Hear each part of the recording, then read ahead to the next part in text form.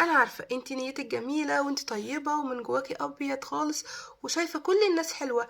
بس مش كل الناس حلوه، مش كل الصحاب كويسين، ومش كل واحده تشوفيها تقابليها دي طيبه خالص، دي مش عارف ايه، دي بتحبني. في منهم مش بيحبوكي. مش كل الناس بتحب بعضها، فاهمه؟ انا عارفه انه الدنيا، انت شايفه الدنيا بيضة حواليك يا حبيبتي، وفراشات وقلوب وحاجات جميله. بس في بنات ممكن لو انت سمحت لها تدخل حياتك تاذيكي وتدمر لك حياتك نهائيا. انت متخيله؟ تدمر لك حياتك، تبقي ماشيه انت في طريق، تيجي هي توقعك من الطريق ده وتدوس عليكي بخنجر كمان. فمهم جدا تسمعي الفيديو ده وتعرفي من الحاجات الصغيره اللي انا هقولها لك تلاحظيها، تعرفي مين الصديقة اللي تقربيها ليكي وتدخليها دايرة علاقاتك، ومين تطرديها من علاقاتك خالص وتبعدي عنها، ويبقى ما بينك وبينها سلام سلام مش اكتر، وان حاولت تدخل تبعديها. هقولك ده في كام نقطة صغيرين.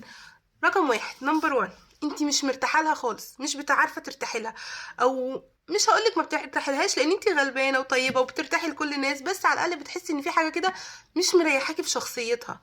فاهمه؟ لو حاسه ان انت مش مرتاحه، فهنا نقطه بتحاول تسيطر على كل حاجه في حياتك. يعني رايها اللي بيمشي في كل حاجه. لو انت قلتي احنا هنعمل كذا، هي بتقنعك بطريقه ما ان تعملوا الحاجه اللي هي عايزه تعملها.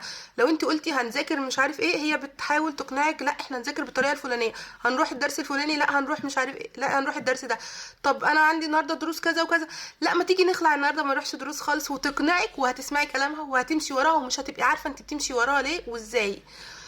تالت حاجة، بتحسسك بالذنب كتير جدا. معظم الحاجات اللي بتعمليها بتحسسك بالذنب ان انت عملتيها. عارفين قلب الترابيزه؟ هي اشطر من كده بكتير. في قلب الترابيزه شاطره جدا في انها تقلب الترابيزه وتعرفك قد ايه ان انت كنت غلطانه، وطول الوقت انت حاسه معاها ان انت غلطانه، ما بتعرفيش تعاتبيها اصلا لان انت طول الوقت انت غلطانه، حاسه بالذنب من اي حاجه بتعمليها ناحيتها، حتى حاسه بالذنب في اي حاجه هي عايشاها في حياتها. انت متخيله اللي هو انت ناقص تروحي تعيشي حياتها عشان تشيلي الحاجات اللي محسساكي بالذنب من حياتها. يا ربي لو تعرفي النقطة دي مهمة ازاي. ما بتحترمش خصوصيتك، ولا مفيش احترام متبادل اصلا. يعني هي لاغية حتة الاحترام دي اصلا. فجأة يعني انت لسه بتتعرفي عليها تلاقيها دخلت في تفاصيل حياتك، في خصوصيات، تكلمك مثلا في حاجة خاصة جدا انت اصلا بتاخدي وقت طويل على ما بتعرفي ترتاحي للشخص اللي قدامك وتكلميه في الموضوع ده. لا لا، هي عندها الموضوع ابسط واسهل واسرع من كده بكتير. بتخترق الحدود بسرعة، ما انتش عارفة تعملي لها حدود في حياتك نهائيا، مش عارفه تسيطري انت. لا هي على طول هي عندها سلوك مسيطر على حياتك، وبتخترق حدودك طول الوقت. انت مش مرتاحه كويس معاها، مش بتشجعك تشجيع حقيقي. يعني دي النقطه رقم 4 بقى، مش بتشجعك تشجيع حقيقي. يعني لو انت مثلا ناويه تعملي حاجه في حياتك، فهي ايه، لا اصلي مش عارف ايه، لا اصل ايه، بتحبطك. عارفين الناس اللي بيحبطوا بس من ورا يعني كلامها مش صريح؟ السم في العسل حرفيا بالظبط. يعني لو انت قلتي هعمل حاجه بالطريقه الفلانيه، هي تقولك لا لا الطريقه دي غلط، تقلل من مجهودك طول الوقت. لو انت قلتي مثلا انا هذاكر كويس وان شاء الله ربنا يكرمني وهجيب مجموع كليه طب وادخل كليه الطب، ايه طب مش عارف ايه، وتتريق، وان انت عمرك ما هتحصلي حتى عتبة كلية الطب ولا عمرك هتوصلي لها.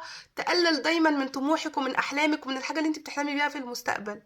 مش على طول موجودة، يعني مش وقت ما تحتاجيها هتلاقيها، لا.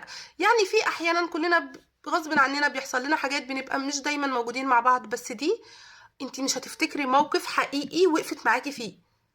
مش هتيجي دلوقتي تفكري في موقف بجد انت احتاجتيها ولا مرة لقيتيها. مش مرة وما لقيتيهاش و10 لقيتيها، لا انت ولا مرة لقيتيها. مفيش مرة وقفت معاكي في موقف بجد، الا حتى لما حاولت تقف بتقف بطريقة هي عجباها هي، فتبقى ناحية مصلحتها هي، بتغير منك. دي النقطة اللي بعد كده، ان هي بتغير منك جدا، بس غيرة مش كويسة. في غيرة كويسة وفي غيرة مش كويسة. الغيرة بتاعتها غيرة مش كويسة، وانتي بتلاحظي ده وبتحسي انها مش فرحانة لنجاحك. اظن انتوا اكتر ناس المفروض تبقوا عارفين الصفار. لو في اي حاجه من النقط اللي انا قلتها دي، لو في ولو حاجات بسيطه، حاولي تركزي جدا وتعيدي تقييم العلاقه دي وتشوفي فعلا هل دي صاحبه حقيقيه ولا لا. ما هو اصل العمر مش طويل، والحياه مش كسباناها في كيس شيبسي. حياتي واحلامي وطموحاتي علشان اضيعها مع صديقه تضيعها لي. خاصه ان الصحاب بيبقوا عارفين عن بعض حاجات ممكن يكون الاخوات مش عارفينها عن بعض، الام والاب مش عارفينها عن ولادهم. فبجد مهم جدا تعرفي مين تدخليه دايره علاقاتك ومين تحافظي قوي وتخلي بالك انه ما يدخلش مره تانية. خلاص عرفنا الشخص ده، خلاص نقفله بالضبه المفتاح. احنا حياتنا مش سبيل لاي حد يدخل ويخرج منها عادي، لا لا لا، احنا بندخل اللي هينفعنا واللي هنعرف ننفعه ينفعنا، هيدخل يضرني مش محتاجه اقول لكم. بس